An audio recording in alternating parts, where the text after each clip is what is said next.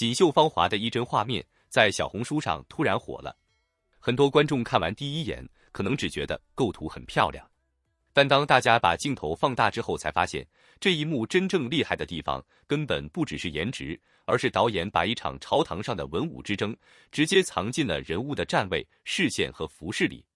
尤其是丁禹兮饰演的赵灵，他站在武将一侧，却没有平视对面的文臣，而是明显抬起头，而另一边的文臣却从高处向下看，一上一下之间，整个朝堂的权力关系瞬间就出来了。网友甚至直接总结成一句话：文臣俯视，武将仰望。短短6个字，却把这场戏的气氛全部说透了。有网友评论，这个构图真的太高级了。文臣站在相对高的位置，居高临下的看向武将，而武将一方，包括赵灵在内，只能抬头回应。如果单纯从画面来说，这似乎只是一个简单的高低机位，但放到古代官场的背景里，它就拥有了完全不同的含义。这其实是在告诉观众，同样身处朝堂，不同阵营的人面对的世界完全不一样。文臣掌握的是规则、制度和话语权，武将拥有的是兵权、战功和守护山河的能力。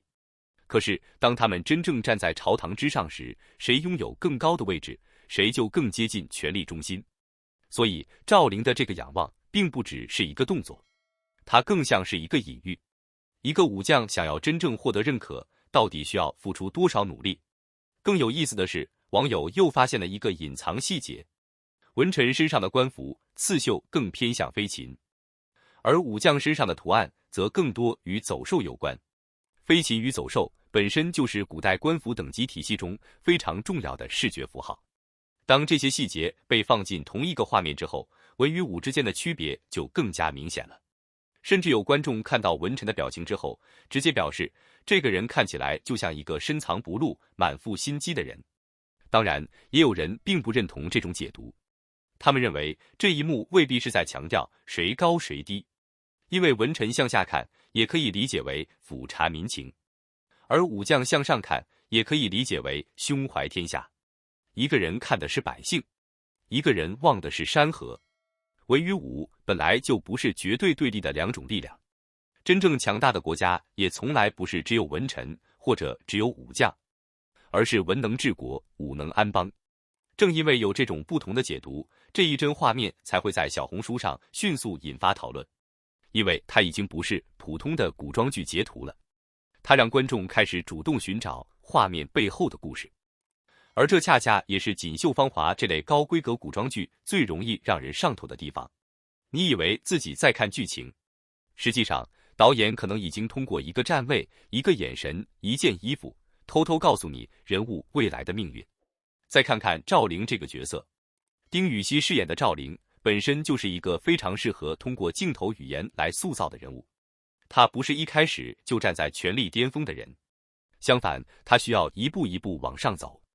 他的每一次抬头都像是在面对更高的压力。也正因为如此，当镜头把他放在低处，再让他抬头看向文臣时，观众自然会产生一种感觉：这个年轻武将还有很长的路要走。他想要证明自己，靠的不能只是勇气，还要靠实力、判断、胆识，以及面对权力规则时的清醒。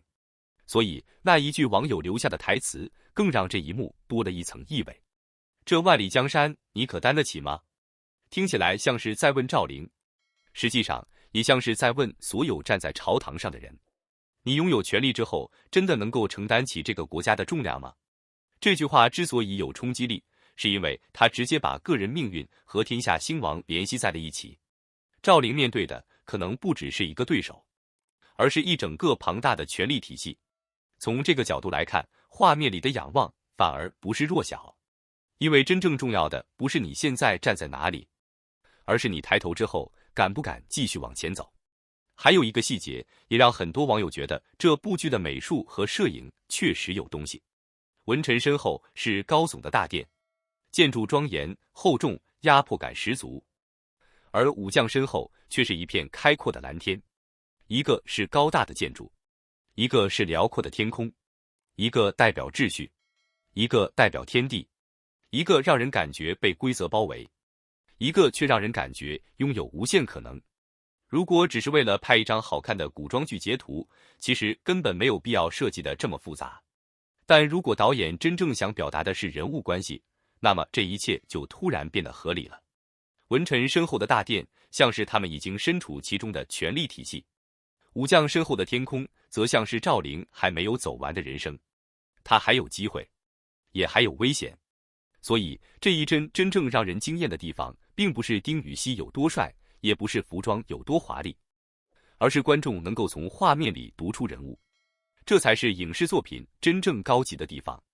好的镜头不会直接告诉你答案，它只会给你一个方向，然后让观众自己去猜。为什么文臣要向下看？为什么武将必须抬头？为什么一个人身后是宫殿，另一个人身后却是天空？为什么赵灵偏偏站在这个位置？当这些问题全部串起来之后，我们才会发现，原来这一幕可能早就把人物未来的道路提前写进了画面。也难怪这张剧照会在小红书上引发大量讨论。有人看到了等级，有人看到了权谋，有人看到了文武之间的博弈，也有人看到的是一种更加积极的解释。文臣向下是为了看见百姓，武将向上是为了看见天下。如果文武能够真正同心，那么一个国家才可能真正走向强盛。而这或许才是这场戏最值得玩味的地方。因为真正优秀的古装剧从来不会只告诉观众谁是好人，谁是坏人，它会让你看到每个人站的位置，看到他们背后的利益，看到他们面对的压力，甚至看到他们眼睛正在望向哪里。